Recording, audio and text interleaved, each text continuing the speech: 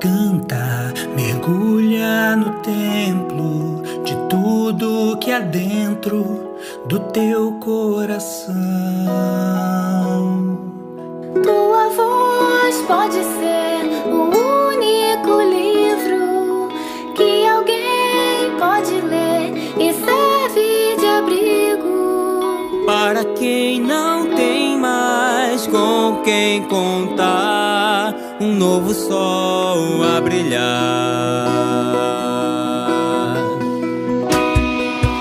Canta, espalha no vento sublimes promessas de libertação. Canta que a gente precisa beber dessa água, comer desse pão. E a canção guiará a quantos vierem. Quem precisa encontrar a luz no caminho. E pra quem não tem mais o que esperar, existe a voz que se levanta e canta. Canta mais.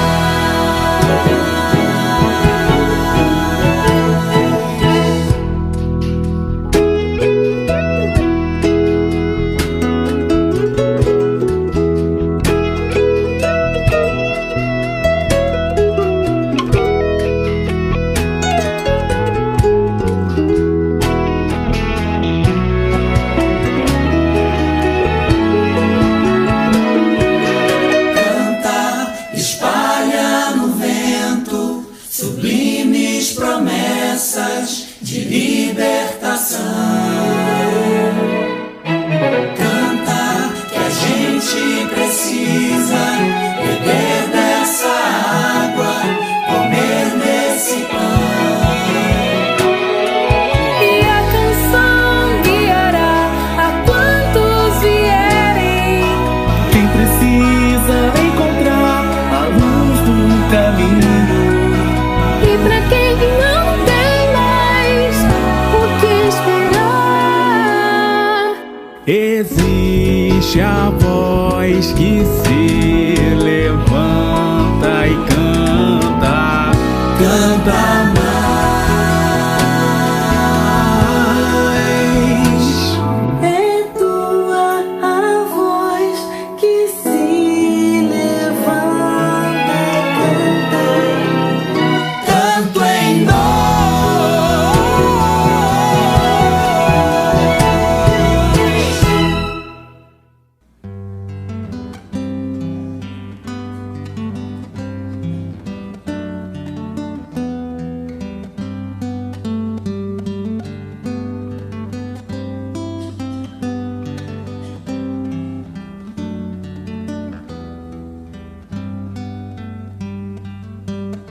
Toda alegria, todo crescimento é um presente de Deus. Toda esperança, todo amor e movimento também é presente de Deus. Há um ser maior a nos religar, fonte de tudo e de todos. Ele pode, Ele sabe, Ele está.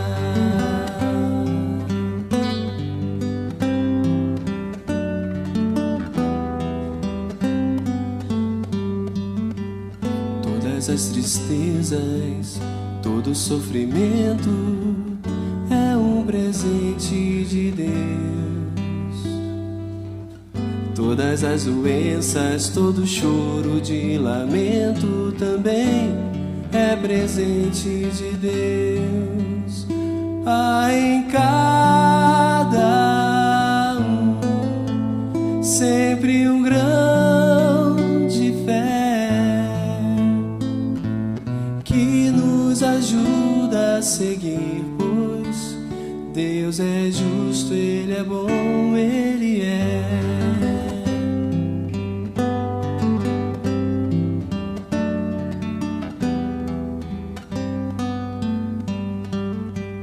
Toda alegria, todo sofrimento é um presente de Deus. Toda esperança e todo choro de lamento também é presente de Deus. Há um ser maior a nos religar, fonte de tudo e de todos. Ele pode, Ele sabe, Ele está. Há em cada um sempre um grão de fé que nos ajuda a seguir, pois Deus é justo, Ele é bom, Ele é. Ele pode, Ele sabe, Ele está. Ele é justo, Ele é bom, Ele é.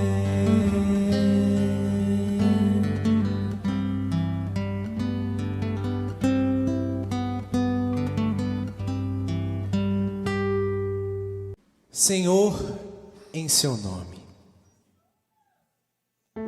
Senhor, em seu nome. Eu falava às pessoas, jogava as sementes, plantava e colhia paz, mas sentia falta de algo mais. Eu fazia quase tudo, e hoje tudo é quase nada, frente à obra do seu Criador. Sinto não sabermos dar valor. Faltava me mudar e tentar me encontrar e tentar me conhecer, Senhor. Ser mais um em seu rebanho a caminhar.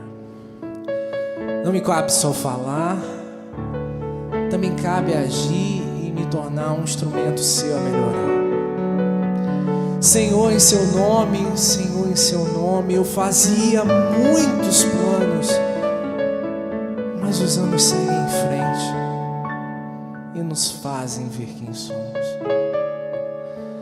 Cometemos 1000 enganos. Eu queria ser o leme, mas agia como âncora, retardando o meu caminho. Sou o meu próprio espinho. Faltava me mudar e tentar me encontrar e tentar me conhecer, Senhor. Ser mais um em seu rebanho a caminhar. Não me cabe só falar, também cabe agir e me tornar um instrumento seu a melhorar.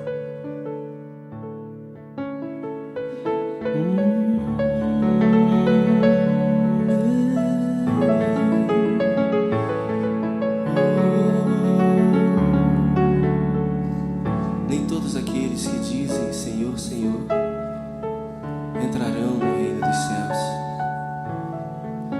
Senhor, em seu nome, Senhor, em seu nome, eu falava às pessoas, jogava as sementes, plantava e colhia paz. Eu sentia falta de algo mais. Eu fazia quase tudo e hoje tudo é quase nada frente à obra e seu Criador. Sinto não sabermos dar valor, faltava-me mudar e tentar me encontrar e tentar me conhecer, Senhor, ser mais um em seu rebanho a caminhar. Não me cabe só falar, também cabe agir e me tornar um instrumento seu a melhorar.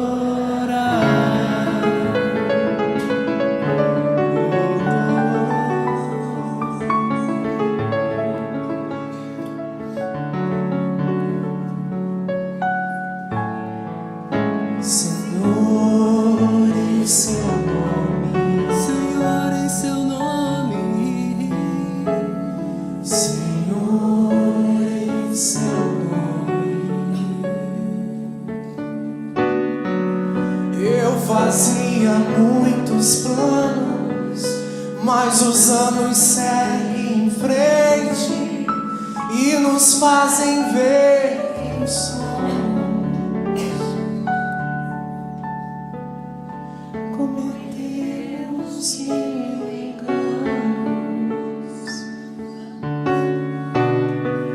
Eu queria ser o leme, mas agia como âncora, retardando o meu caminho.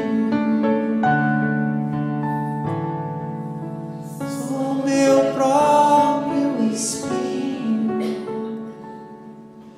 Faltava-me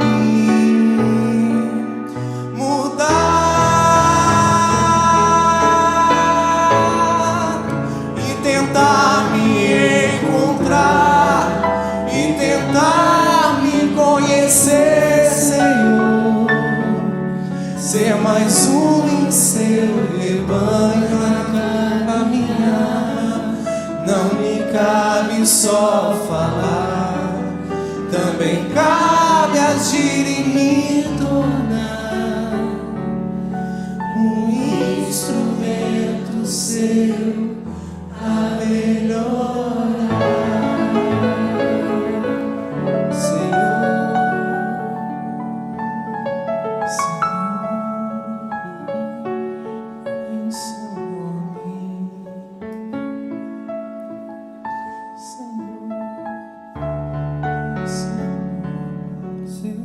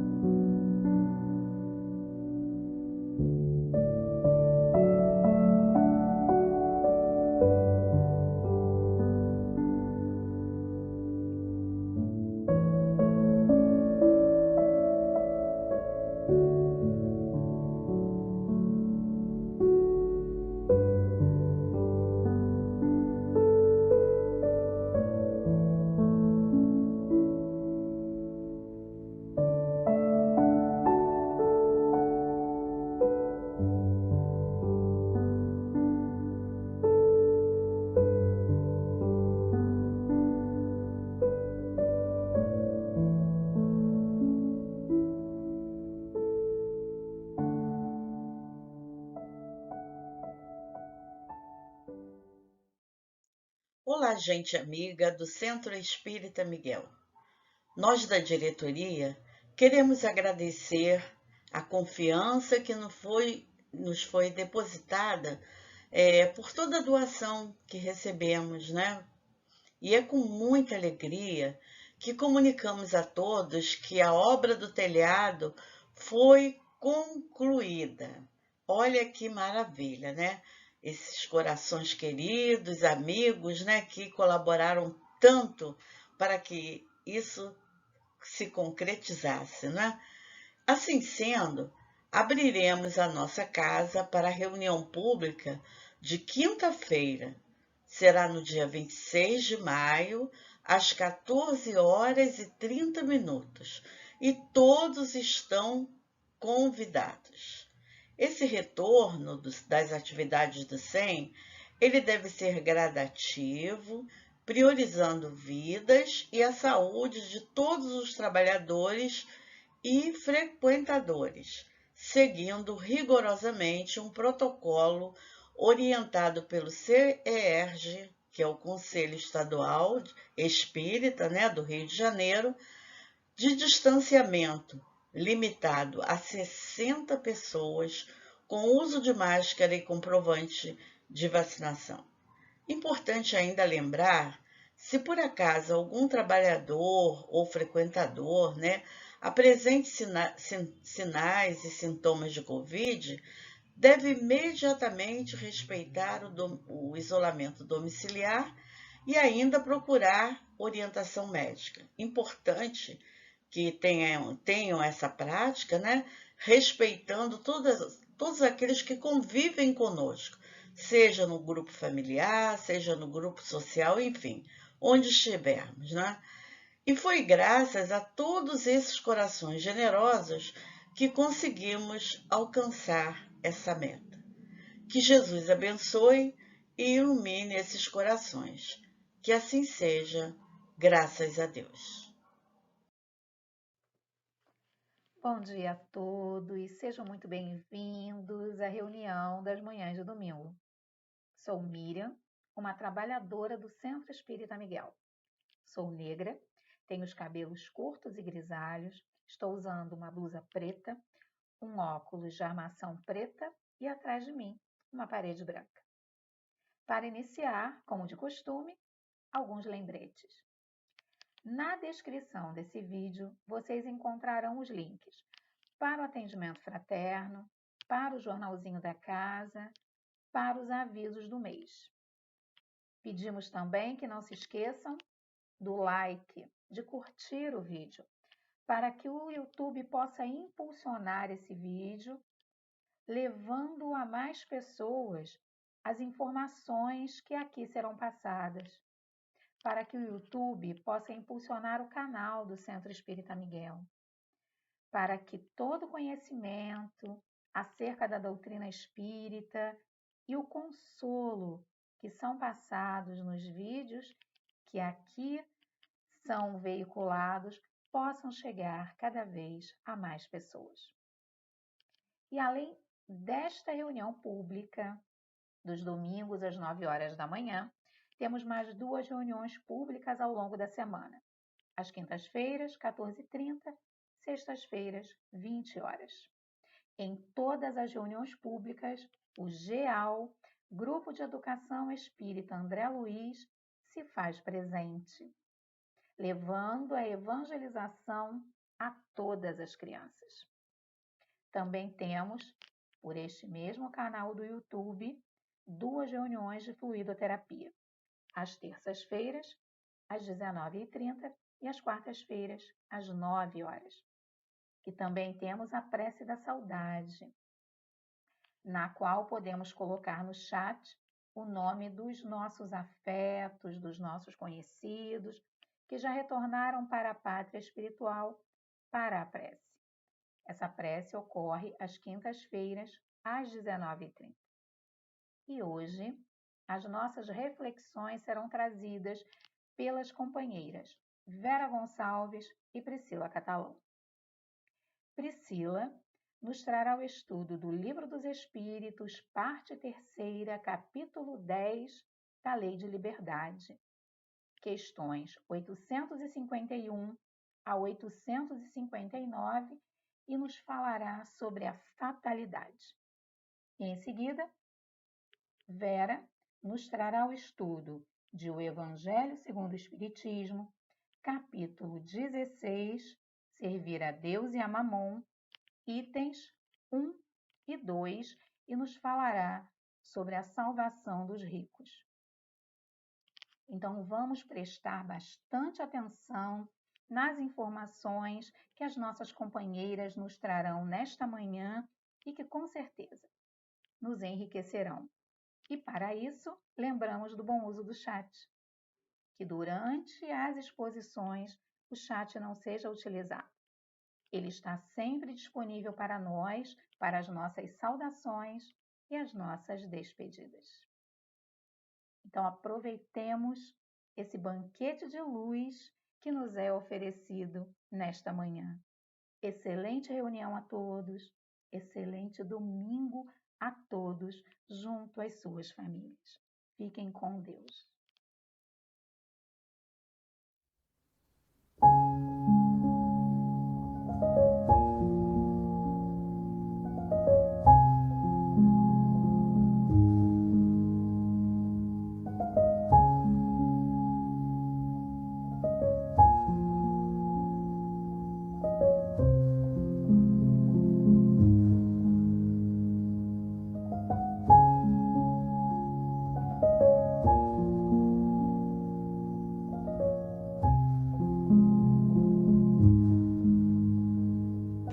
Do livro Ceifa de Luz, de Francisco Cândido Xavier, pelo Espírito Emmanuel. Assunto de liberdade. Para a liberdade foi que Cristo nos libertou. Permanecei, pois, firmes e não vos submetais de novo a julgo de servidão. Paulo, Gálatas, capítulo 5, versículo 1. Importante pensar como terá Jesus promovido a nossa libertação. O Divino Mestre não nos conclamou a qualquer reação contra os padrões administrativos na movimentação da comunidade, nem desfraudou qualquer bandeira de reivindicações exteriores. Jesus unicamente obedeceu às leis divinas, fazendo o melhor da própria vida e do tempo de que dispunha em benefício de todos. Terá tido lutas e conflitos no âmbito pessoal das próprias atividades, afeições incompreensíveis, companheiros frágeis, adversários e perseguidores não lhe faltaram. Nada disso, porém, fê-lo voltar-se contra a hierarquia ou contra a segurança da vida comunitária. Por fim, a aceitação da cruz lhe assinalou a obediência suprema às leis de Deus. Pensa nisto e compreendamos que o Cristo nos ensinou o caminho da libertação de nós mesmos. Dever observado e cumprido mede o nosso direito de agir com independência. Não existe liberdade e respeito sem obrigação e desempenho. Meditemos na lição para não cairmos de novo sob o antigo e pesado jugo de nossas próprias paixões.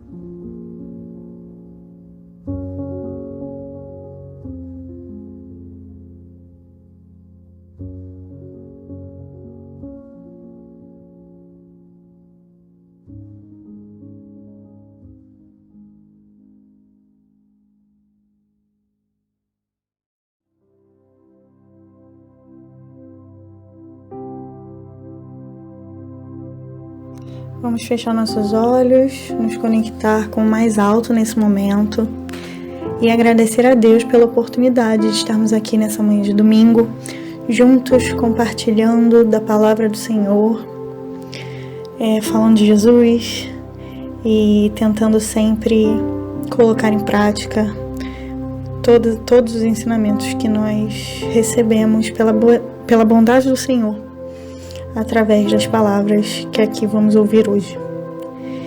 Que a gente nunca se esqueça que Deus nos ama incondicionalmente e que para Ele e por Ele não podemos dar menos do que o nosso melhor.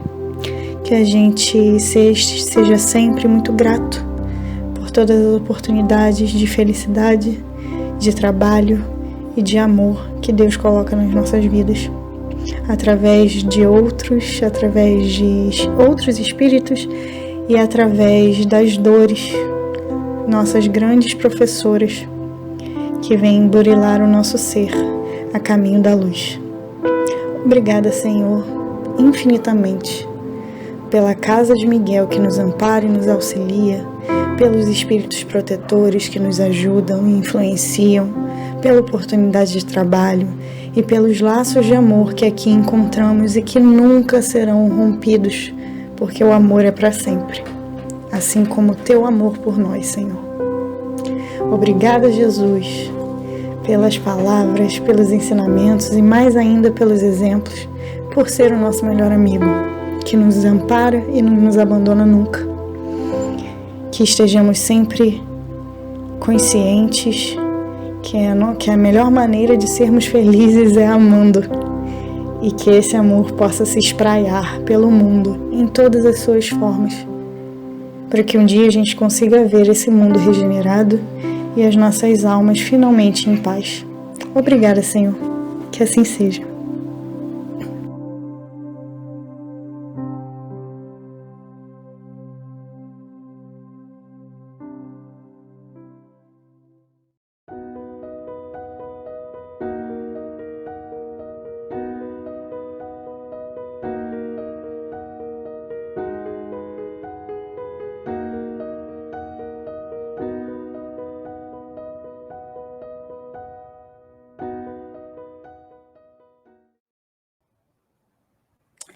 Olá, bom dia! Muito feliz de estar aqui com vocês nessa manhã de domingo. Eu sou Priscila Catalão, sou uma trabalhadora do Centro Espírita Miguel e hoje eu vou falar com vocês, vou compartilhar um pouco as minhas reflexões acerca do capítulo 10 do Livro dos Espíritos, que se chama Da Lei de Liberdade. E eu vou falar um pouquinho vou comentar um pouquinho as perguntas que Kardec fez e as respostas dos espíritos sobre o subtema fatalidade. Então, eu queria convidá-los a ficar com os ouvidos atentos, o coração aberto, a mandar as reflexões de vocês também pelo chat, e que eu estou aqui também hoje, vendo o que vocês estão respondendo. E é isso, vamos lá, né? A mim coube... como eu já disse, né, o subtema fatalidade e as perguntas 851 a 859. Então, como a gente vai fazer? Eu vou ler a pergunta, e aí eu leio a resposta e comento um pouquinho sobre o que os espíritos trouxeram para a gente ali. Me desculpem, eu tenho gatos e eles estão um pouco agitados. Normal, né, gente? Acontece em todas as casas, em todas as famílias, com todas as famílias. Mas vamos lá. Na pergunta 851, Kardec questiona: haverá fatalidade nos acontecimentos da vida conforme o sentido que se dá a este vocábulo? Então, o que ele está perguntando ali? Existe de fato fatalidade? Algo que é fruto do acaso, um acidente, uma coisa ruim que acontece, fruto do acaso? Porque é basicamente essa concepção que a gente tem de fatalidade, né? Até posso trazer definição aqui para vocês do dicionário do que é fatalidade. Vamos dar uma olhada. Qualidade de fatal, destino que não se pode evitar. Fado, fatalismo. Então, Kardec quer saber se realmente nos acontecimentos da vida há esse tipo de evento. E aí ele continua a pergunta. Quer dizer, todos os acontecimentos são pré-determinados? E neste caso, que vem ser do livre-arbítrio? Então está tudo já escrito, maktub, está tudo predestinado, ou a gente tem de fato esse livre-arbítrio que vai ajudar a gente na hora de tomar as decisões, as escolhas e evitar fatalidades. Vamos lá ver o que os espíritos respondem. Os espíritos dizem assim: a fatalidade existe unicamente pela escolha que o espírito fez ao encarnar desta ou daquela prova para sofrer. Bem categóricos ali. Já no começo eles já dizem que fatalidade per se não existe. O que existe é poder de escolha do espírito que vai levá-lo a consequências, né? X ou Y, de acordo com o que ele escolheu. E aí eles continuam. Escolhendo-a, instruiu para si uma espécie de destino, escolhendo a prova, né, que o espírito escolheu. Instruir para si uma espécie de destino, que é a consequência mesma da posição em que vem a achar-se colocado. Novamente, o que eu falei anteriormente, comentando a primeira frase, o que existem não são fatalidades, são escolhas que nós tomamos ao longo da nossa vida, de acordo com o nosso livre-arbítrio, que nos colocam em posições diversas. Mas os espíritos não param por aí, eles continuam. Falo das provas físicas, pois, pelo que toca às provas morais e às tentações, o espírito, conservando o livre-arbítrio quanto ao bem e ao mal, é sempre senhor de ceder ou de resistir. Ou seja, os espíritos estão falando aqui daquelas provas, daqueles percalços que a gente passa, que são de ordem física, né? Uma doença, um acidente, uma questão física. Quanto às questões morais e aquelas tentações às quais nós ainda sucumbimos, eles deixam bem claro aqui que a gente tem total livre-arbítrio para decidir a respeito delas, né? As provas de ordem física, elas são decididas para a gente durante o planejamento reencarnatório, né? Então, já estão decididas. A gente concorda com elas, dependendo do nosso estado evolutivo. Alguns espíritos têm mais poder de decisão nessa hora do planejamento, outros menos. Porém, as provas estão lá e são coisas pelas quais o nosso espírito sabe que vai ter que passar. Quanto às questões morais, aí já é com a gente, né? A gente é que tem que discernir o que a gente acha que é melhor para a gente, como diz o grande Paulo de Tarso, tudo me é lícito, mas nem tudo me convém. E aí os espíritos continuam. Ao vê-lo fraquear, um bom espírito pode vir-lhe em auxílio, mas não pode influir sobre ele de maneira a dominar-lhe a vontade. Um espírito mau, isto é, inferior, mostrando-lhe, exagerando aos seus olhos um perigo físico, o poderá abalar e amedrontar. Nem por isso, entretanto, a vontade do espírito encarnado deixa de se conservar livre de quaisquer peias. Né? O que ele está dizendo ali? Que a gente está sempre sob a influência dos espíritos que sintonizam com a gente. Nós influenciamos, nós encarnados, né? A gente sabe disso. Então, acontece a mesma coisa com os espíritos que estão desencarnados. Um espírito bom que nos quer bem pode vir tentar nos auxiliar, tentar nos demover de alguma ideia que vai fazer mal para a gente, mas não consegue nos influir de maneira eficiente se a gente não domina a nossa própria vontade, se a gente não dá brecha para que ele chegue perto, né? A mesma coisa acontece em relação a um espírito que é inferior, né, em evolução. Se ele quer nos influenciar a respeito de alguma coisa e a gente está vibrando na mesma sintonia que ele, muito provavelmente a gente vai ser influenciado. Se não, se a gente não estiver na mesma sintonia, muito provavelmente aquela ideia vai chegar e a gente não vai dar trela, né? A gente tem sempre poder de decisão e de vontade ali nas escolhas que a gente faz, né? Então, que fiquemos atentos a essa questão no que diz respeito a evitar certos percalços, certas coisas ruins pelos quais a gente ainda pode passar, mas que não necessariamente deveria ou iria passar se tivesse sabido controlar os nossos impulsos mais, digamos assim, inferiores. Sigamos então para a pergunta 852. Na 852, Kardec pergunta assim: há pessoas que parecem perseguidas por uma fatalidade, independente da maneira por que procedem. Não lhes estará o destino o infortúnio?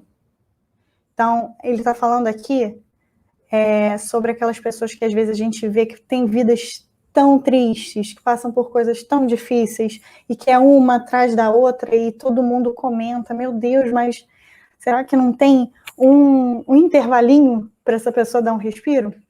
E aí ele continua perguntando, está no destino dessa pessoa passar por tantos infortúnios assim? Ao que os espíritos respondem: são talvez provas que lhes caiba sofrer, e que elas escolheram. Porém, ainda que lançais a conta do destino, o que as mais das vezes é apenas consequência de vossas próprias faltas. Novamente, aí os espíritos vêm trazendo essa questão das consequências. Então, eu não posso plantar batata e colher repolho. Isso não existe. Eu não posso plantar ervas daninhas e colher rosas. Então, de acordo com o que eu planto, eu vou ter consequências. E aí os espíritos continuam: trata de ter pura a consciência em meio dos males que te afligem, e já bastante consolado te sentirás. Então, assim, quando a gente é consciente da nossa realidade espiritual, que nós somos espíritos imortais, que já passamos por diversas jornadas, diversas vidas, e que fomos plantando coisas nessas vidas, tanto coisas boas quanto coisas não tão boas assim, a gente sabe que os infortúnios pelos quais a gente passa em vida, eles são responsabilidade nossa. E a gente precisa lidar com as consequências, porque para cada ação há uma reação. E de mesma intensidade, né? De mesma proporção. Então a gente precisa se rebelar menos, resignar mais e dar conta das nossas provas da melhor maneira que a gente consegue. E aí o Kardec complementa essa resposta dos espíritos. As ideias exatas ou falsas que fazemos das coisas que nos levam a ser bem ou mal sucedidos, de acordo com o nosso caráter e a nossa posição social. Achamos mais simples e menos humilhante para o nosso amor próprio atribuir antes à sorte ou ao destino... Desculpa, gente, eu estou um pouco sem voz. À sorte ou ao destino os insucessos que experimentamos, do que a nossa própria falta. É certo que para isso contribui algumas vezes a influência dos espíritos, mas também o é que podemos sempre forrar-nos a essa influência, repelindo as ideias que eles nos sugerem quando mais. Então, assim, o que o Kardec vem trazer aí? Que nós, enquanto seres extremamente autocentrados, que ainda somos, porque somos imperfeitos, nos deixamos levar muito pela influência do ego, né? O ego, ele vai estar sempre pedindo aquela validação do orgulho, né? Aquela coisa de não querer ferir o nosso amor próprio, porque ego, de fato, não é amor próprio, auto-amor é outra coisa. Então, o ego, ele vem pedindo essa validação, e aí, com isso, vem essas ideias de destino, de que estava escrito, de que era para ser assim, e com isso a gente vai afastando a nossa responsabilidade das consequências que a gente está colhendo hoje em dia na nossa vida. É bom ficar atento para isso, porque quanto mais conscientes nós somos, muito menos influenciáveis por energias e pensamentos que não condizem com as pessoas que a gente quer se tornar, a gente vai ser, né? E aí a gente não vai sucumbir às ideias que não são boas para a gente. Pergunta 853. Algumas pessoas só escapam de um perigo mortal para cair em outro. Parece que não podiam escapar da morte. Não é nisso fatalidade? Pergunta Kardec. Fatal, no verdadeiro sentido da palavra, só o instante da morte o é. Chegado esse momento, de uma forma ou de outra, a ele não podeis furtar-vos. O que é que os espíritos estão dizendo aí? Não existe nada que seja fatal na vida além da morte. E a nossa morte só chega no momento que a gente realmente precisa, que a gente vai, de fato, morrer, que está planejado para a gente encerrar essa jornada, essa encarnação que a gente está tendo. Então, só esse momento que é fatal.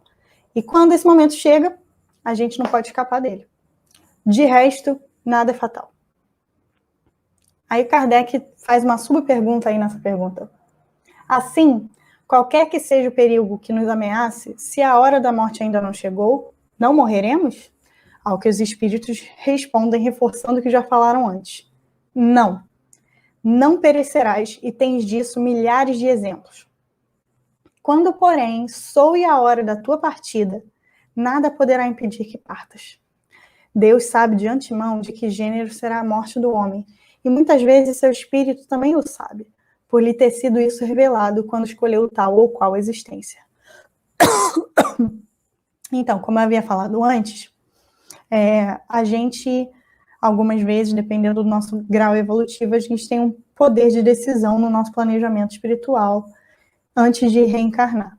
Não que a gente consiga, de fato, decidir tudo, porque nós somos ainda crianças espirituais e a gente não tem discernimento suficiente para saber o que a gente de fato precisa. Muitas vezes a gente quer coisas que a gente não precisa. E Deus sabe exatamente do que a gente precisa, então ele deixa a cargo dos espíritos superiores tomar essas decisões que são melhores para a gente, que são melhores para o nosso coração. E aí aqui os espíritos vêm dizer que no momento da morte, Deus sabe que a gente tem que partir, e é ele que vai dar essa ordem da nossa partida, e muitas vezes, como participamos do nosso planejamento espiritual, a gente também vai intuir dentro da gente que chegou a hora, né? Enfim, bem claro aqui pra gente nas respostas dos espíritos que não existem fatalidades além da morte. Então, sigamos. Pergunta 854. Do fato de ser infalível a hora da morte, poder-se-á deduzir que sejam inúteis as precauções que tomemos para evitá-la? O que Kardec está perguntando? Dá para a gente evitar morrer? Aí os espíritos respondem, não. Visto que as precauções que tomais vos são sugeridas com o fito de evitardes a morte que vos ameaça. São um dos meios empregados para que ela não se dê. Novamente, gente, vou pedir desculpas pela tosse, mas é que eu realmente estou com uma dificuldade aqui na minha voz, mas vamos tentar até o fim terminar a reflexão. Aqui os espíritos estão dizendo que, obviamente, nenhuma precaução, nenhuma atitude de preservação da vida está errada, né? A gente tem realmente que se prevenir, tem que preservar o nosso corpo, preservar a nossa saúde, preservar a nossa vida. E de fato, são importantes. São meios que são empregados até pela espiritualidade também, quando os espíritos superiores nos intuem, para que a gente, de fato, evite, talvez, sofrer mais na hora da morte, ou, de fato, macular o nosso corpo, né, se machucar, infligir ao nosso corpo alguma dor, algum sofrimento que ele não precisa passar. E aí a gente segue para 855. Com que fim nos faz a providência correr perigos que nenhuma consequência devem ter? Pergunta Kardec. E aí os espíritos respondem. O fato de ser a tua vida posta em perigo constitui um aviso que tu mesmo desejaste, a fim de te desviares do mal e te tornares melhor. Olha, né? Forte essa frase. Aqui os espíritos querem dizer que muitas vezes quando a gente está em perigo, né, a gente está numa situação de perigo, a gente mesmo desejou se colocar naquela situação para que a gente se tocasse, né, se ligasse que a gente estava indo num caminho que não era tão legal e aí voltasse ao caminho do melhoramento espiritual. Aí os espíritos continuam. Se escapas desse perigo, quando ainda sob a impressão do risco que correstes, cogitas mais ou menos seriamente de te melhorares, conforme seja mais ou menos forte sobre ti a influência dos espíritos bons. Sobrevindo o mau espírito, digo mal subtendendo o mal que ainda existe nele, entras a pensar que do mesmo modo escaparás a outros perigos e deixas que de novo tuas paixões se desencadeiem. Então ali os espíritos estão fazendo uma analogia, né? Quando a gente está numa jornada de autoconhecimento e de melhoramento, o que a gente faz? A gente passa por essas situações de perigo e, na hora, tem uma epifania e pensa, não, então eu vou mudar a minha rota para não passar por essa situação novamente e não correr perigo novamente. Mas quando a gente está ainda sob a influência das nossas próprias más inclinações, a gente pensa que é imortal, né? Ou que se eu passei por isso, eu posso passar por qualquer outra coisa. A gente tem um complexo de Deus, às vezes, e, de fato, não entende o sinal que aquela situação veio trazer, né? E aí os espíritos continuam. Por meio dos perigos que correis, Deus vos lembra a vossa fraqueza e a fragilidade da vossa existência. Se examinardes a causa e a natureza do perigo, verificais que quase sempre suas consequências teriam sido a punição de uma falha cometida ou da negligência no cumprimento de um dever. Deus, por essa forma, exorta o espírito a cair em si e a se emendar.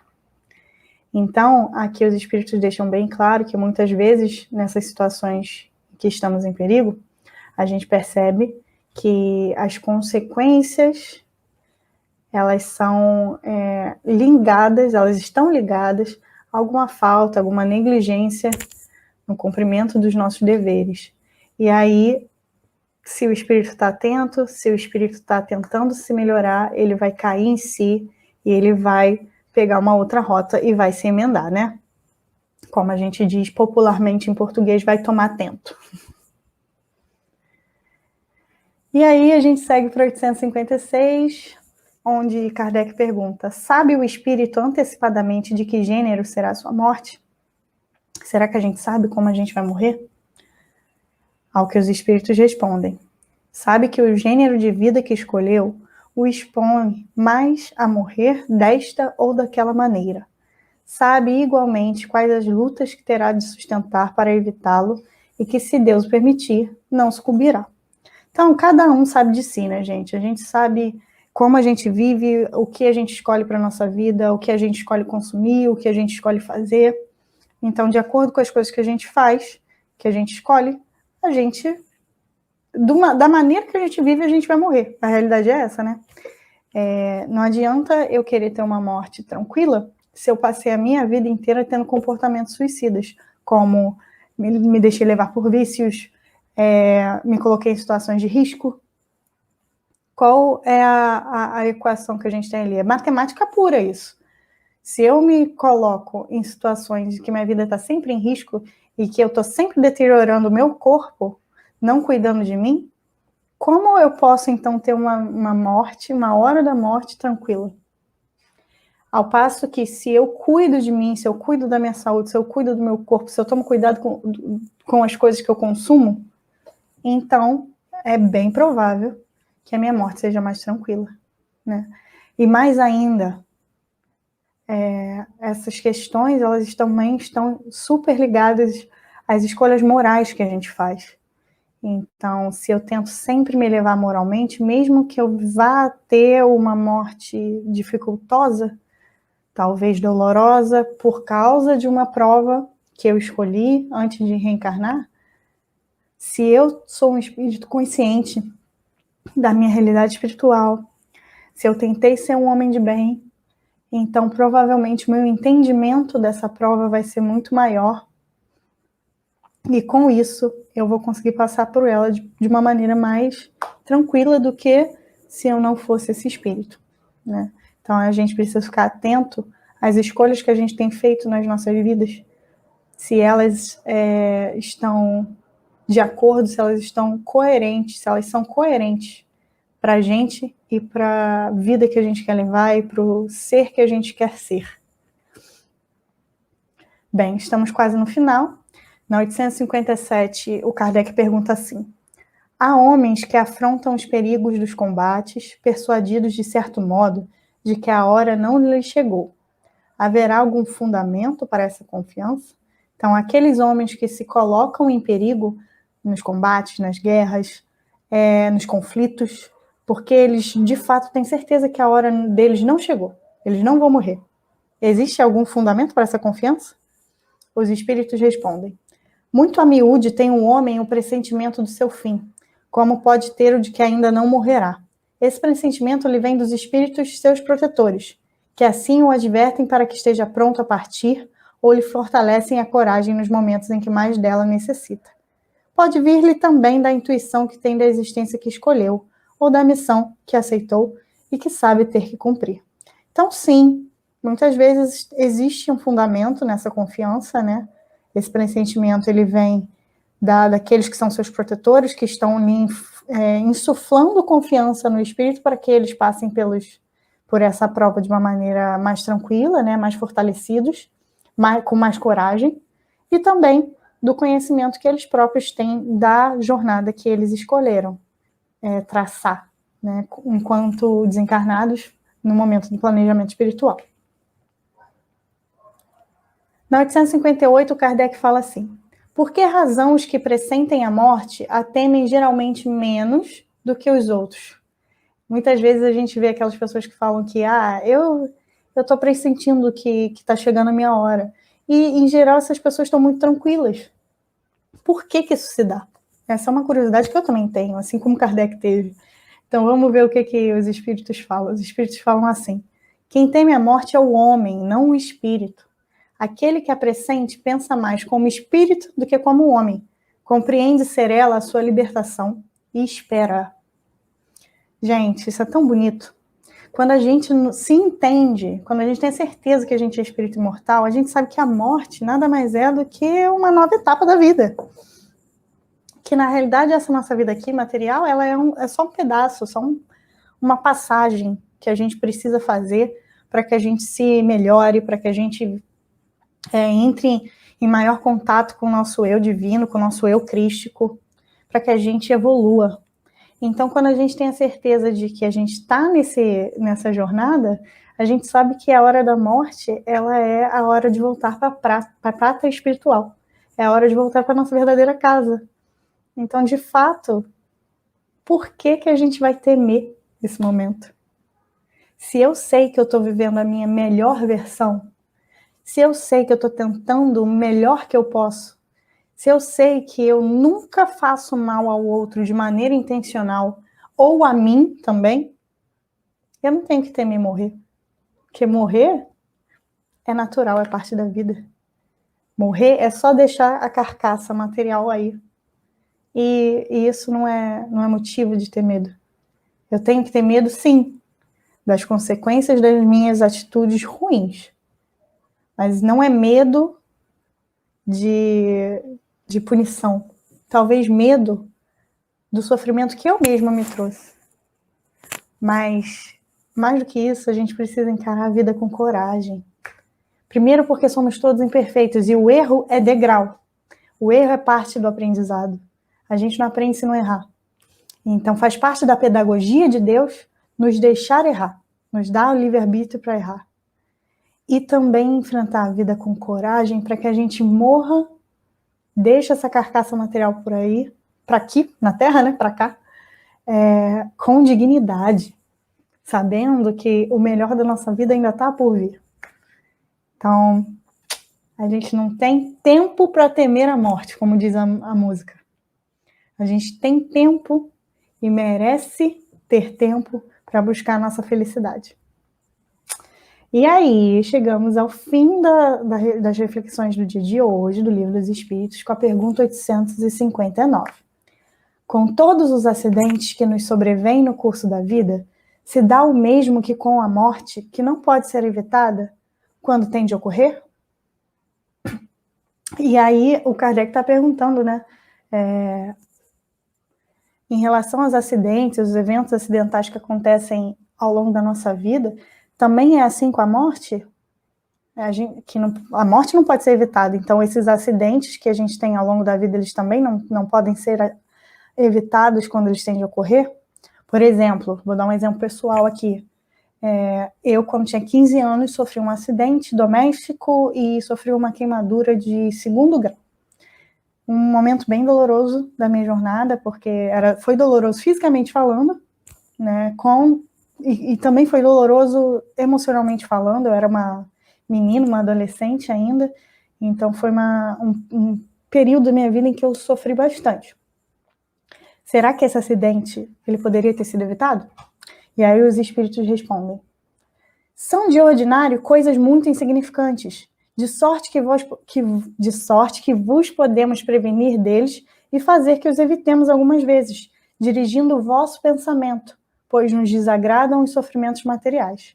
E aí eles são categóricos: essas coisas são muito comuns, muito insignificantes, muitas vezes nós espíritos ajudamos vocês a não passarem por certas coisas, né? No caso, eles nos influenciam para que a gente mude o nosso caminho de alguma forma. Muitas vezes, alguns acidentes que a gente tem teriam que ser mais graves, mas aí, com a influência dos espíritos protetores, eles são menos graves.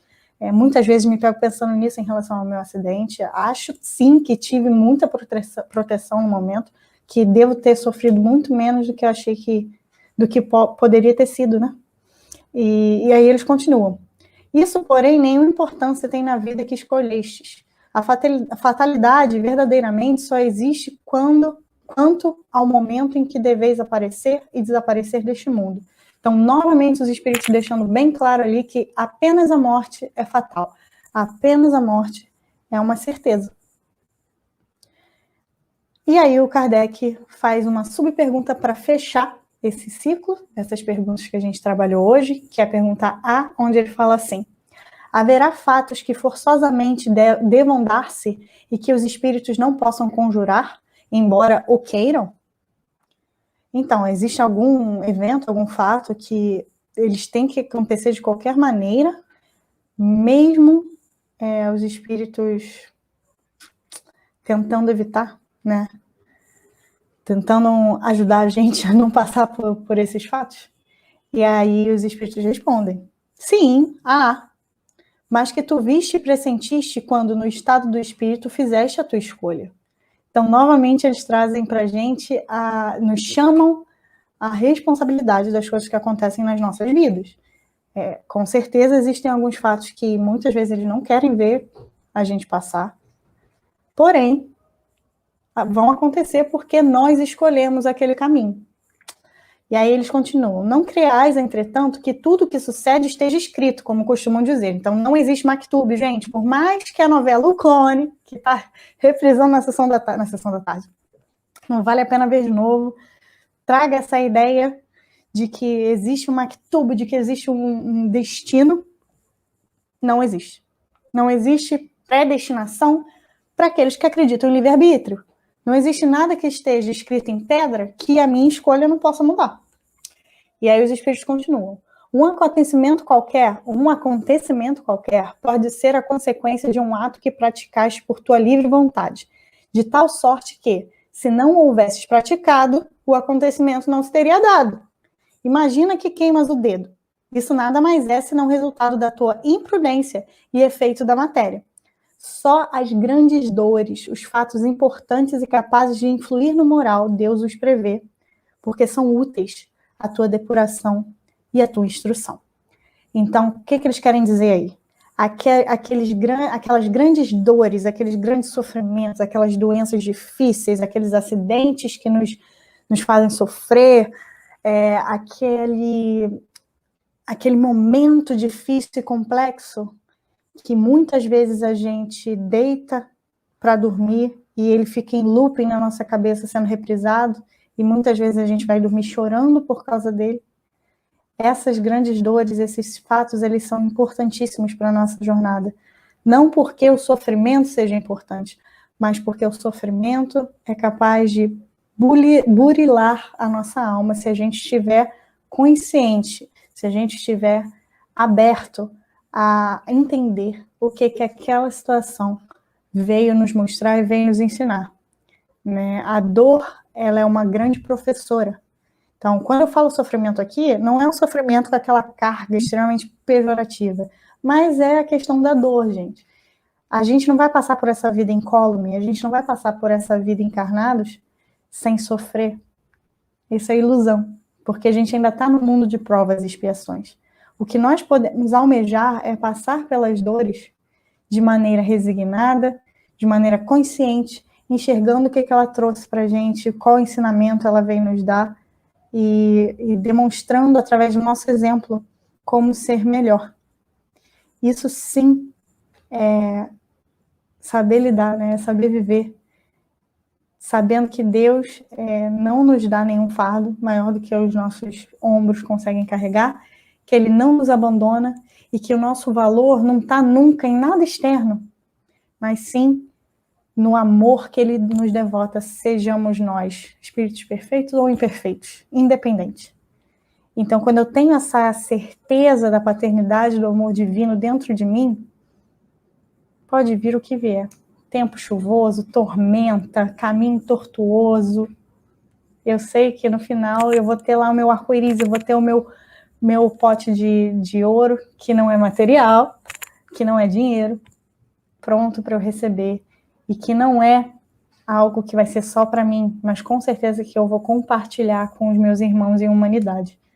Então, vamos deletar essa ideia de fatalidade das nossas cabeças e dos nossos corações. Lembrando que não existe nada que esteja predestinado, nenhum sofrimento que a gente esteja predestinado a passar, mas que a gente vai passar sim por situações que vão colocar à prova as nossas virtudes, que vão colocar à prova os nossos aprendizados. Que a gente saiba passar por esses momentos de forma elegante, né? Lembrando que Deus não nos abandona, que os espíritos protetores estão sempre do nosso lado tentando nos influir e diminuir a carga pesada que muitas vezes a gente está carregando no nosso coração, nos consolar, que a gente consiga se deixar ser consolado pelo amor de Deus e pelo amor desses espíritos que também nos amam. Muitas vezes a gente acha que a gente está sozinho, mas mesmo que estejamos sozinhos, isolados de amigos físicos, né, de amigos encarnados, nós temos tantos espíritos que nos amam, tantos espíritos que nos querem bem, que estão do nosso lado, e nós temos a Deus e nós temos ao Mestre Jesus. Então que a gente saiba ser agradecidos a eles por todos os conselhos, por todos os momentos em que eles nos ajudaram a passar pelas grandes dores e por aqueles em que eles nos livraram, né? Pelos livramentos que os nossos amigos protetores espirituais, que Deus e que o Mestre Jesus já nos deram em nossas vidas. É isso, gente. Tenham um bom domingo e a gente se vê na próxima. Um beijo.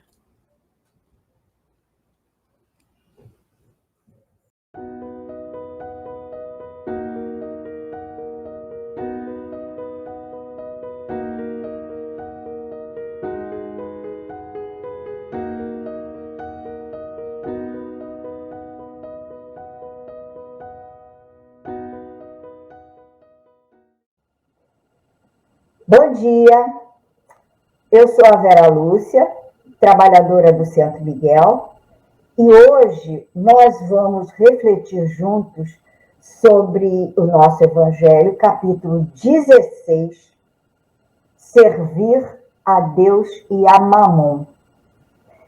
No item Salvação dos Ricos. Servir a Deus e a Mamon. Jesus falou assim: nenhum servo pode servir a dois senhores. Não se pode servir a Deus e às riquezas. O que é que nós devemos entender por Mamon? Mamon era um deus da mitologia grega e os povos, naquele tempo ainda, os povos em volta eram todos politeístas, né? Só os judeus é que eram monoteístas. Então, esse deus da mitologia, ele representava a riqueza, o poder material, a tentação da matéria, a ganância do ouro. Tudo que é desfrute material, Mamon representava.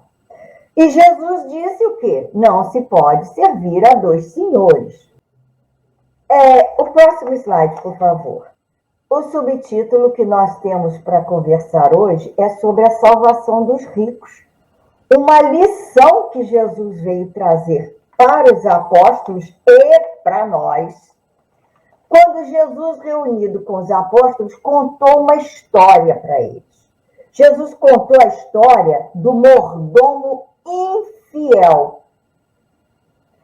O mordomo infiel é que ele era infiel porque ele enganava os seus patrões. Aquela história de 2 para mim, 1 para você, ele enganava, burlava, lesava os seus patrões na cobrança. Jesus falava dessa parábola quando, arrematando o assunto, falou para eles, são desejos, os apóstolos, falando para nós, né? São desejos opostos. O desejo de servir a Deus e servir a Mamon. Porque servir a Deus é um desejo do Espírito Eterno. Nós somos espíritos eternos. Servir a Mamon é um desejo material, temporal, incerto e finito. Porque tudo que é material fica. Não é isso? Então vamos para o slide 1. Próximo slide. Chegou um jovem perto de Jesus e falou assim, bom mestre, que obras devo eu fazer para alcançar a vida eterna? E Jesus respondeu, por que me chamas bom? Bom, só Deus o é. Mas, respondendo ao jovem, se tu queres entrar no reino da vida eterna, respeita os mandamentos. Que mandamentos? Aqueles que Moisés nos trouxe. Não matarás, não cometerás adultério, não roubarás, não darás falso testemunho, honra a teu pai e a tua mãe e ama a teu próximo como a ti mesmo. Aí o jovem falou, mas eu tenho guardado tudo isso desde a minha mocidade. O que é que me falta? E aí Jesus respondeu a ele, se queres ser perfeito, vai, vende o que tens e dá aos pobres. Depois você vem e me segue.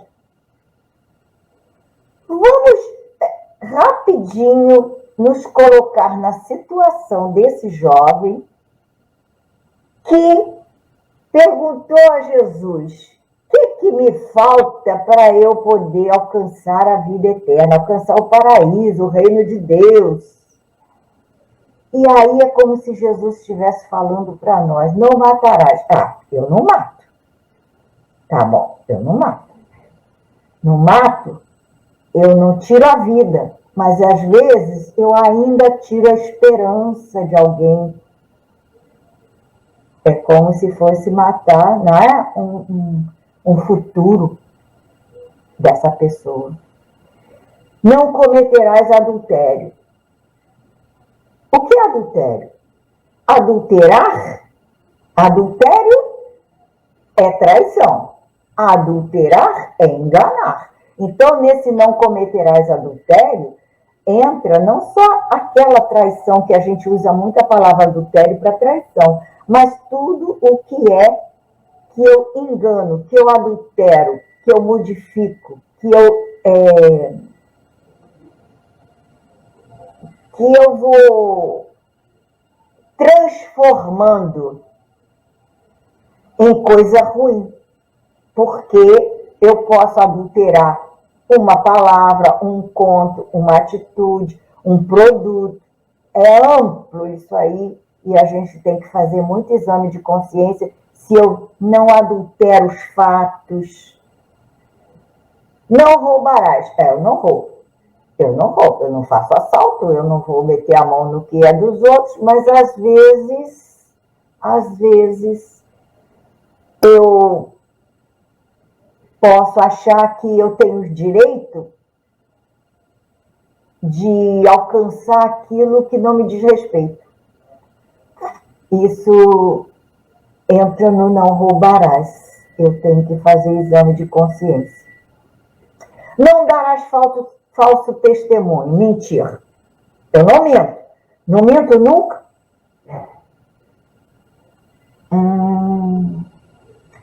Honra teu pai e tua mãe. Honrar está além de respeitar. Honrar é respeitar, cuidar, amar, proteger. Ama teu próximo como a ti mesmo. Eu só estou caminhando por aí, por enquanto.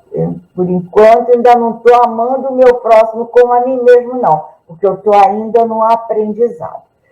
E o jovem, se achando como nós nos achamos, ele respondeu, eu já faço tudo isso.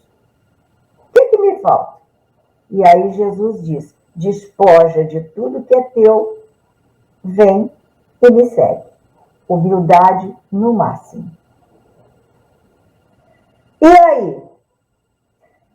Aí o jovem se retirou muito triste. Vamos voltar no slide anterior, por favor.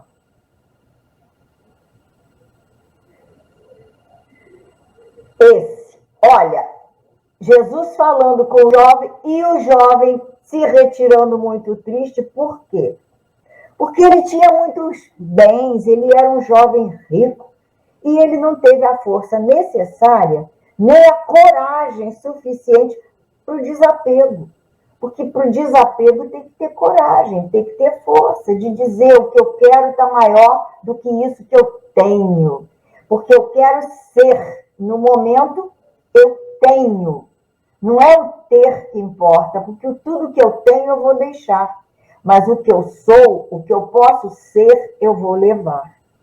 Então o jovem não estava pronto para esse desapego que Jesus falou com ele. Aí ele sai triste. E Jesus nos ensina que os bens materiais, é preciso desapego aos bens materiais, porque os bens materiais são meios da minha sobrevivência enquanto encarnado. Meios para que eu faça por mim e pelo próximo, com os bens que eu tenho. Mas não é o objetivo da vida.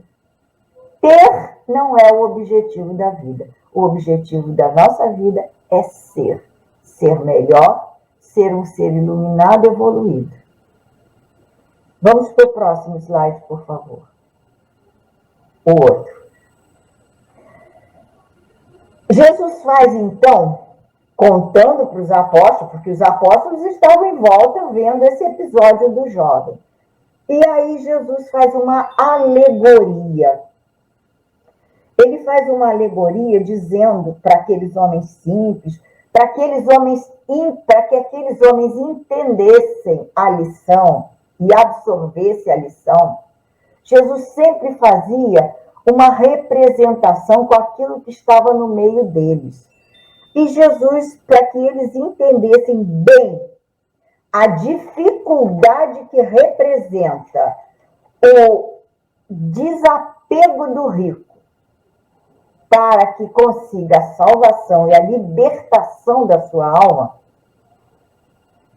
Jesus disse, é mais fácil passar um camelo pelo fundo da agulha do que entrar um rico no reino dos céus. Jesus aproveitou aquele momento para elucidar, para exemplificar, dizendo aos apóstolos, em verdade vos digo que um rico dificilmente entrará no reino dos céus. E então era mais fácil que o camelo passasse pelo fundo da agulha do que realmente um rico se despojar a ponto de deixar toda a sua riqueza para se entregar de corpo e alma a uma evolução, a um caminhar com os ensinamentos de Jesus. Isso está em Mateus, né? Há duas interpretações para essa frase de Jesus. É mais fácil passar um camelo no fundo da agulha. A primeira interpretação que eu conheço é a seguinte, eu vou passar para vocês e vocês aceitem ou não, né? As cidades, naquele tempo, elas eram muradas para a proteção dos seus habitantes. Jerusalém era toda murada, como todas as cidades, e tinha em diversos lugares diversas portas para que a população passasse, entrasse e saísse da cidade. E essas portas lá, elas eram arredondadas em cima, como se fosse um fundo de agulha virada ao contrário, né? Elas eram arredondadas em cima e os comerciantes que entravam na cidade traziam as suas mercadorias no lombo dos camelos. E o camelo, para passar naquela porta, com a mercadoria toda em cima das suas costas, era muito difícil. Então, o camelo se abaixava, se ajoelhava mesmo para poder passar. Vocês já viram que o camelo, ele anda ajoelhado, né? Ele consegue andar ajoelhado. E ele se ajoelhava e passava com aquela dificuldade naquela porta, naquele portal, para levar a mercadoria. Os discípulos deviam saber disso, dessa situação, tanto que não estranharam, não perguntaram a Jesus o que é isso de camelo passar no fundo da agulha. Eles não perguntaram, nós é que perguntamos, porque nós não vivemos naquela época e não sabíamos disso. Mas há outra explicação também. Camelo é o nome genérico que eles davam a uma corda, porque as cordas que eles usavam eram cordas grossas e cordas fortes que eles chamavam de camelo. E lógico que uma corda não vai nunca passar no fundo de uma agulha. Tem a agulha o tamanho que tiver, não é? Então, são duas interpretações. Essa da corda para passar no fundo da agulha, como está aí na nossa ilustração, ou aquela da porta da cidade, que o camelo tinha que passar cheio de mercadoria. O importante não é a interpretação da alegoria. O importante é o ensinamento ficar para nós. Em verdade vos digo que um rico dificilmente entrará no reino dos céus. E aí a gente pergunta, por quê? Por causa do desapego aos bens.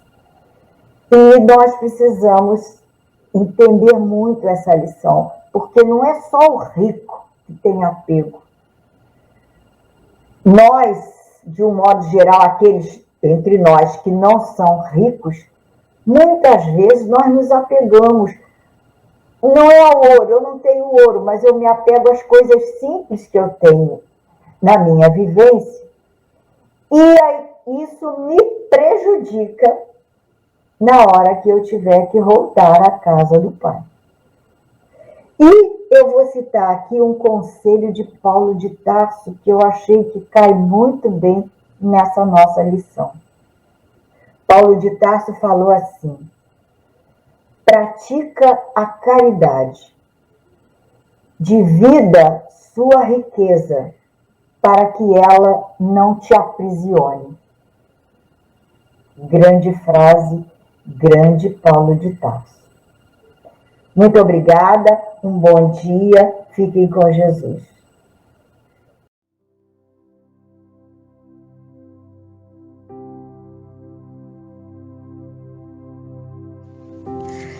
Jesus, amigo e mestre,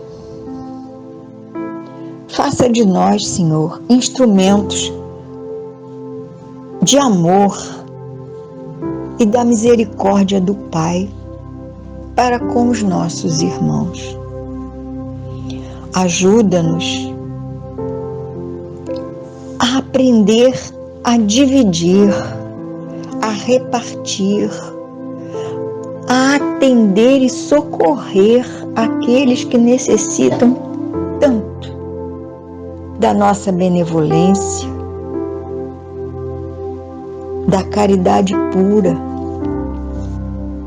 para que possamos, Senhor, um dia sabermos praticar o amor ao próximo,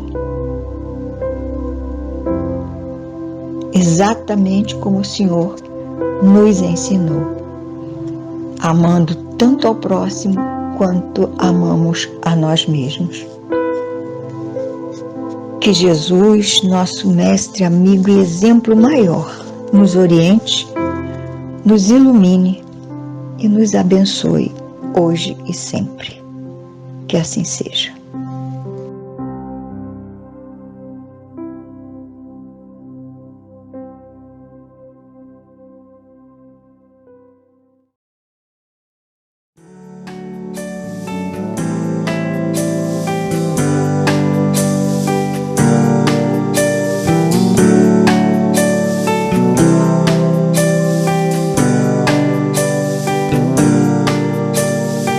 Senhor, a fonte da vida, a paz esquecida em tantos momentos. Faz de mim o teu servo, ó meu doce amado mestre querido. Jesus é a luz, é amor, um sol a brilhar, ameniza a dor. Mestre, em ti eu me aqueço, me mostre e te peço com ternura. Faz de mim um instrumento da paz e do amor em toda a terra. Jesus, tua luz me conduz a paz, e que eu possa ver em ti um exemplo, ó mestre do amor, que é todo esplendor,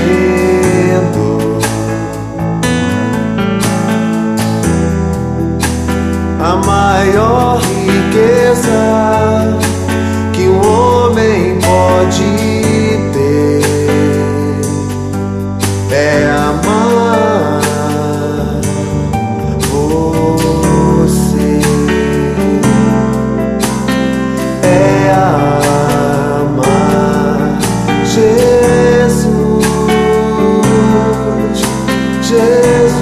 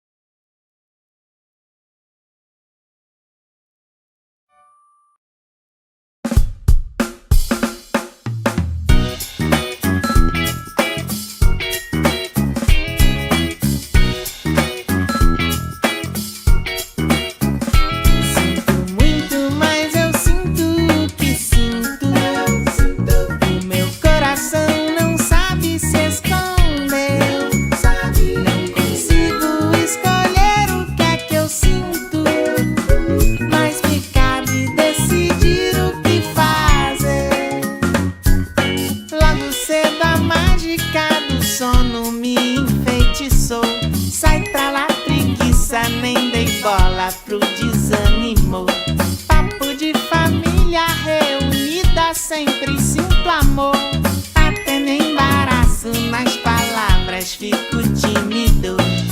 Em cada tropeço que a gente dá, a calma deve ser a porta pra raiva não entrar.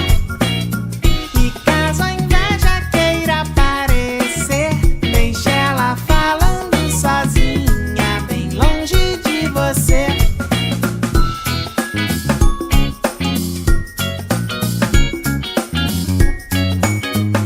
Sinto muito, mas eu sinto o que sinto. O meu coração não sabe se esconder.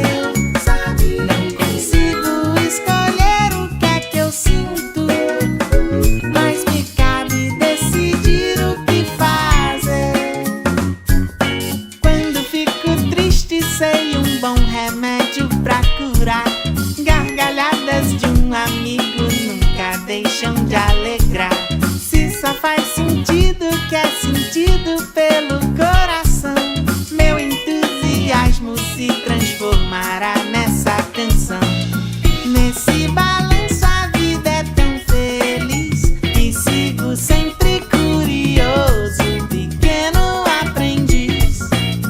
E sinto orgulho de ser quem eu sou. Carrego toda a minha história, seja pra onde for.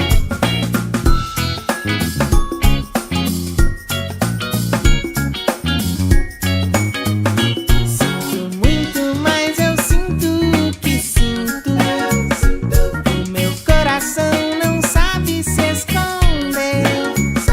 Não consigo escolher o que é que eu sinto, mas me cabe decidir o que fazer.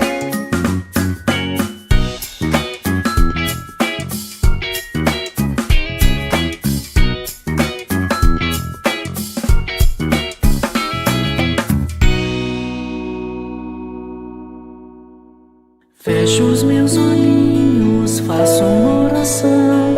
Este é meu jeitinho de falar com Deus, com o coraçãozinho cheio de gratidão. Este é meu jeitinho de falar com Deus. Peço com carinho, paz e proteção. Este é meu jeitinho de falar com Deus.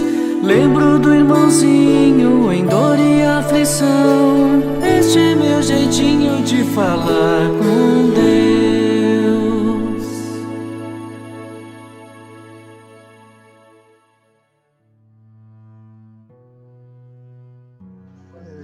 Vamos agradecer mais um dia, mais uma oportunidade de estudo, que possamos ser cada vez melhores, que tenha melhores momentos no vida, que possamos aprender cada vez mais. Que assim seja, graças a Deus, graças a Jesus.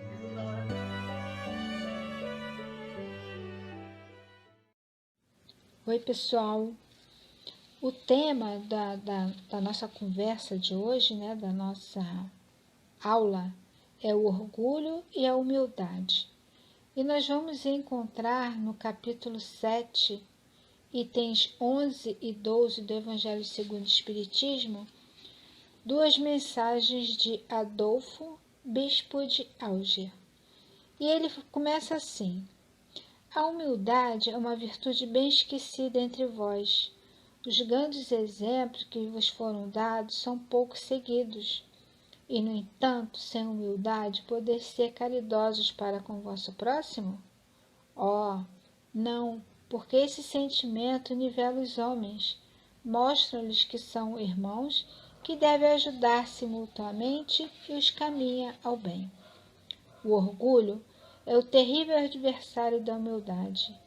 Se o Cristo prometeu o reino dos céus aos mais pobres, foi porque os grandes da terra imaginavam que os seus títulos e a riqueza eram a recompensa de seus méritos, e que sua essência era mais pura que a dos pobres. Acreditavam que essas coisas lhe eram devidas, e por isso, quando Deus as retira, acusam-o de injustiça. ó irrisão e cegueira! Deus acaso estabeleceu entre vós alguma distinção pelos corpos? O invólucro do pobre não é mesmo do rico? O Criador fez duas espécies de homens? Tudo quanto Deus fez é grande e sábio. Não lhes atribuais as ideias concebidas por vossos cérebros orgulhosos. Despertai, meus irmãos, meus amigos, que a voz dos Espíritos vos toque o coração. Sede generosos e caridosos sem ostentação, quer dizer, fazer o bem com humildade. Que cada um vá demolindo aos poucos os altares elevados do orgulho. Numa palavra, sede verdadeiros cristãos e atingirei o reino da verdade. Não duvideis mais da bondade de Deus, agora que Ele vos envia tantas provas. A caridade e a humildade, essas duas irmãs que se dão as mãos, são os títulos mais eficazes para obter-se a graça diante do Eterno. Essa foi a mensagem desse bispo em 1862. E muitos de nós temos atitudes prepotentes e arrogantes, dizendo que não somos mais, que não vamos mais humilhar e não vamos nem nos rebaixar diante de ninguém, porque só os que sabem se impor vencem o mundo. Pobre de nós, que envoltos no véu do orgulho, ignoramos que a humildade a que Jesus se referia é para o qual nos chama a prática, nada tem a ver com a submissão. O Mestre nos ensina simplesmente que todo aquele que se eleva será rebaixado. Reporta-se ao sentimento do orgulho, porque toda elevação pessoal que tem por base o orgulho é ilusória. Assim, todo aquele que utiliza o mal como alavanca de elevação será rebaixado, pois só o bem que cultivamos em nós é indestrutível e nos oferece base sólida para todas as realizações. Humildade é um sentimento contrário ao orgulho. É o sentimento que tem a possibilidade de fazer o homem entender sua real posição no mundo. Posição essa do eterno aprendiz frente à sabedoria de Deus, nosso Pai Criador. É o sentimento capaz de levar o homem a compreender que, mesmo conhecendo muito, não deve humilhar quem pouco sabe, a perceber que, mesmo conhecedor de muitas coisas, outros existem que nada sabem. A criatura humilde tem a capacidade de ensinar sem demonstrar sabedoria e de auxiliar sem que o outro se sinta humilhado. E aí a gente vai lá na Bem-aventuranças, onde fala: bem-aventurados os pobres de espíritos, porque deles é o reino do céu. Quer dizer que os humildes já desfrutam da bem-aventurança, porque Jesus não diz que dele será o reino dos céus, mas sim porque dele já é o reino dos céus. A partir do momento em que modificarmos a nossa postura de orgulho diante da vida, já poderemos nos sentir imediatamente muito mais felizes, porque bem-aventurados. Por esta razão, Jesus ensinava incansavelmente o princípio da humildade como condição essencial à felicidade prometida.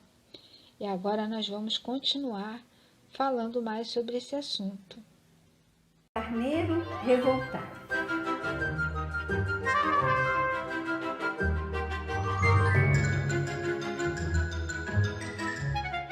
Era uma vez um carneiro muito inteligente, mas indisciplinado. Ele viu que sua lã é muito útil e importante para muita gente, e por isso se acha melhor que os outros animais, passando a revoltar-se contra a tosa de seu pelo. Se era tão precioso, pensava: por que aceitar a humilhação daquela tesoura enorme e sentir frio de tempos a tempos? O carneiro só se importava em correr da tesoura e não se preocupava com os ricos alimentos e cuidados que recebia na casa. Muito aflito, foi falar com o Criador: meu pai, não estou satisfeito com o meu pelo. Cortá-lo é muito chato. Modifica-me, Senhor. O Todo-Poderoso indagou com bondade: o que desejas que eu faça? Vaidosamente, o carneiro respondeu: quero que o meu pelo seja todo de ouro. O pedido foi realizado, mas assim que o orgulhoso carneiro se mostrou cheio de pelos preciosos, várias pessoas atacaram sem piedade. Arrancaram-lhe violentamente todos os fios, deixando-o ferido. Ele correu para o Criador e implorou: meu pai, muda-me novamente. Não posso ter um pelo dourado. Encontraria sempre pessoas sem compaixão. O sábio dos sábios perguntou: que desejas que eu faça? O carneiro, com mania de grandeza, pediu: quero que a minha lã seja feita em porcelana. Assim foi feito. Entretanto, logo que voltou ao campo, apareceu no céu uma enorme ventania que quebrou todo o seu pelo. Retornou aflito ao Criador e implorou novamente: pai, renova-me. A porcelana não é forte para o vento. Estou exausto. Disse-lhe o Senhor: que desejas que eu faça? Para evitar os ladrões e não me ferir com porcelana quebrada, quero que o meu pelo seja feito de mel. O Todo-Poderoso atendeu-lhe mais uma vez à vontade. E o carneiro voltou à planície, na alegria de parecer diferente. Mas logo o carneiro passou no campo e bandos de abelhas cobriram-no em cheio. E por mais que corresse, elas continuaram a sugar seus fios doces. O carneiro correu na direção do Criador e, em lágrimas, implorou humilde: meu pai, as abelhas deixaram-me em sangue. Não suporto mais. Respirando longamente, o Criador, vendo que ele se arrependeu com sinceridade, disse: reanima-te, meu filho. O que pedes agora? O carneiro falou em pranto: pai, quero voltar a ser um carneiro comum, como sempre fui. Eu não quero ser maior e nem melhor que meus irmãos. Hoje sei que os meus donos são meus verdadeiros amigos. Nunca me deixaram em feridas e sempre me deram comida e água carinhosamente. Quero ser simples e útil, do jeito que me fizeste, Senhor. O pai sorriu bondoso, abençoou com ternura e falou: volta e segue teu caminho em paz. Você compreendeu, enfim, que sou justo. Cada animal tem seu corpo necessário e está no lugar certo. Se você recebe, deve também aprender a dar. Então, o carneiro, envergonhado, mas satisfeito, voltou para casa, misturou-se com os outros e daí por diante foi muito feliz. Oi, gente! Vocês gostaram da história? Eu adorei. Que lição, não é mesmo? A ovelhinha vivia reclamando, né? Reclamando que ela era muito importante. Com o pelo dela, fazia casaco, fazia gorros. Nossa, ela se achava melhor que as outras ovelhas. vivia reclamando, não dava valor à comida que ela recebia da fazenda, dos bons tratos que ela tinha. Ah, não, ela não queria que cortasse mais os pelinhos dela, não. Ah, não, o dela não. Ela era muito orgulhosa. Então, ela vivia pedindo a Deus, Deus, nossa, eu sou muito importante, então eu quero ter uma pele de ouro, né? Nossa, e o que aconteceu?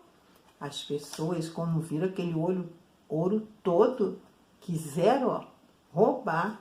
E aí o que aconteceu? Que ela se machucou toda. Olha, quantas vezes acontece isso com a gente também, né? A gente quer muito uma coisa, aí fica pedindo para Deus, eu quero tanto, e de repente a gente vai para um caminho mais fácil que a gente acha, né? E aí a gente se machuca tudo, né? Igual a ovelhinha. Então, a ovelhinha, ela não era humilde, ela se achava melhor, porque quando a gente se acha humilde, quando a gente é humilde, a gente considera o outro como irmão, né? O outro não é melhor do que a gente, somos um irmão. Isso que a humildade faz.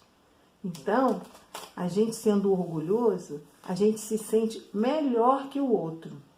E aí, a ovelhinha cada vez mais ia pedindo, né? Aí do ouro, depois ela viu que todo mundo machucou ela tirando o ouro. Ela pediu então de porcelana, aí também machucou ela. Depois da porcelana, ela pediu de mel. E ela viu depois que nada disso adiantava, né? Ela viu que a vida que ela levava era boa. E aí ela começou a valorizar e pediu para Deus voltar a ser que nem as outras ovelhinhas. E aí a gente fica pensando, né? Quantas vezes a gente só dá valor a alguma coisa quando a gente perde, não é mesmo? Nossa, então essa história serve muito, muito pra gente, né? Porque quando a gente é humilde, a gente vê que a gente não sabe tudo e que errar faz parte da vida. Já dizia muito, muito tempo um filósofo chamado Sócrates, que nasceu 470 anos antes de Cristo. E sabe o que ele falava, gente? Eu trouxe até a foto dele para vocês verem, ó. Esse aqui é o Sócrates. Ele dizia que só sei que nada sei, porque ele viu que ele não sabia tudo. E quando a gente tem a consciência de que a gente não sabe tudo, a gente fica mais humilde, né? Porque ninguém sabe tudo. Nós estamos num mundo de provas e expiações, somos espíritos imperfeitos ainda, não é mesmo? Então, quando a gente sabe que ainda tem muito que aprender, a gente já está no caminho da humildade. Aprenderam muita coisa com essa história, né? Porque eu aprendi também. A ovelhinha depois viu que a vida dela era muito boa.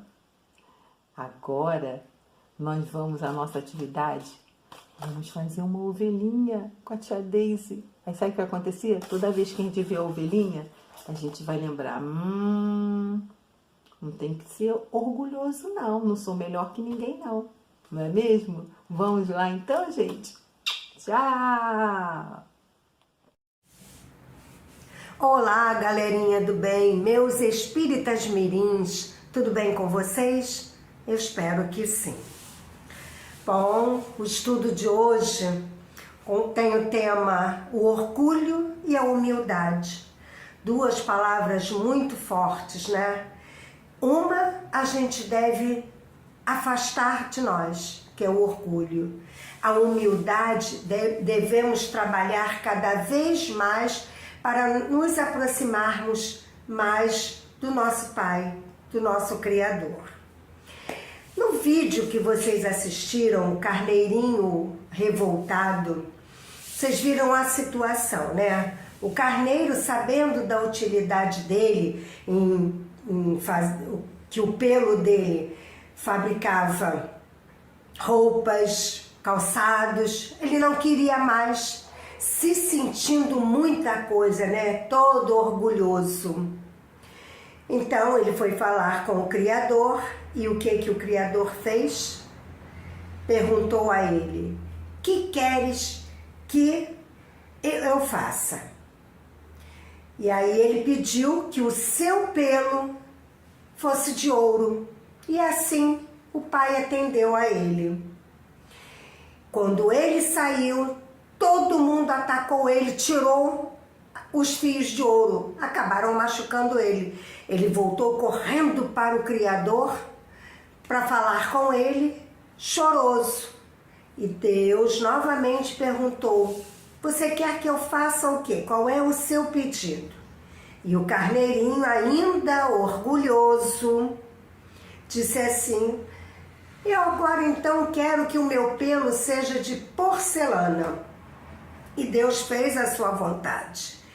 Então, quando ele andou mais um pouquinho, pegou uma ventania, a porcelana, coisa frágil, se quebrou toda. E ele voltou correndo para o Criador. Novamente, é assim, né? Quando a gente sofre, o que a gente faz? Corre para o Pai. E Deus pacientemente perguntou a ele: filho, você quer que eu faça o quê? E o carneirinho, ainda orgulhoso, disse: eu quero que o meu pelo seja todo de mel. E Deus atendeu ao pedido dele. E ele saiu todo serelepe. Claro, o mel, aquela coisinha doce e gostosa. As abelhas também sentiram esse cheirinho docinho, adoram mel, atacaram ele. Machucaram ele todo e ele foi correndo para o Criador, mas dessa vez ele foi chorando. Pela dor do corpo machucado, também pelas abelhas, e por ter entendido que Deus, nosso Pai, Ele nos atende, mas também Ele quer que a gente aprenda a lição, que a gente compreenda que nem tudo que a gente quer é bom. Então, através dos nossos desejos, a gente tem que saber aquilo que nos faz mal e aquilo que nos faz bem. E aí ele exerceu a humildade de reconhecer que ele estava errado. E ampliou esse sentimento de humildade. Foi até aos seus criadores, aos seus donos, né? E dessa vez dando valor. Ele era bem tratado, ele tinha comida, ele tinha um cantinho dele limpo. Quando tosavam ele, não machucavam a ele. Então, dessa vez, ele se encontrou. E por falar em carneirinho, nós vamos fazer um carneirinho.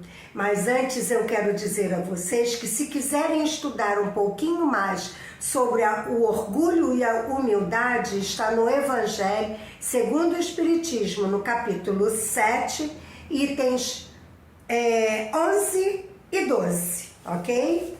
Vou mostrar para vocês, olha o carneirinho que nós vamos fazer.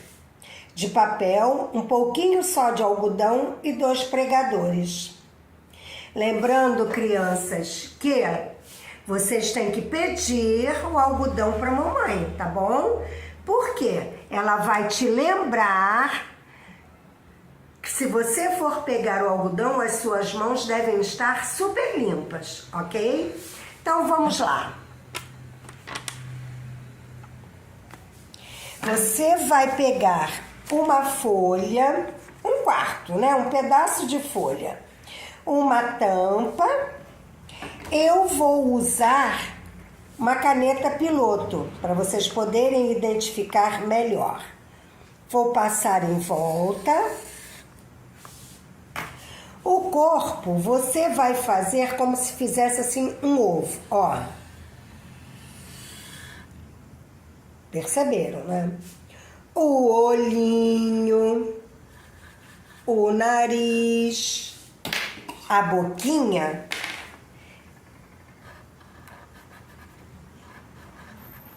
A boquinha. E o chifre?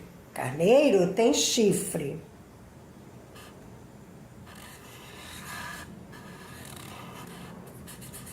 Pinta. Então vamos lá.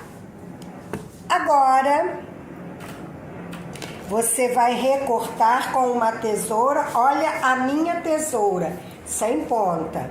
Até eu uso sem ponta, que é para não me machucar. Principalmente que eu tenho uns cachorros doidos aqui, que volta e meia esbarram em mim. E aí eu tenho que tomar o máximo de cuidado. Bom, já cortei o meu carneiro. Esse chifre aqui dele tá um pouquinho pronto. Aí, o que que eu faço? Pingo, olha aqui, ó. Cola aqui, aqui e aqui. E olha só o tiquinho de algodão. Tá vendo? Não precisa de muito. Pega um tiquinho, põe aqui, aqui e aqui. Logo após, você põe o pregador e põe cola. Pode colocar no pregador também. Deu para vocês verem aqui? Quantidade de cola aqui, em cima do pregador, no meinho. E coloque os pedacinhos de algodão. Não precisa colocar muito, não. Aqui. Muito bem. Eita, não ficou assim. Pronto. Ficou muito lindinho. E espero que o de vocês também fique. Agora eu fiquei com 2. Eita, caíram. Tudo bem. Então, eu espero que gostem da atividade, que o carneirinho de vocês fique bem bonito também. Beijos. Até a próxima semana.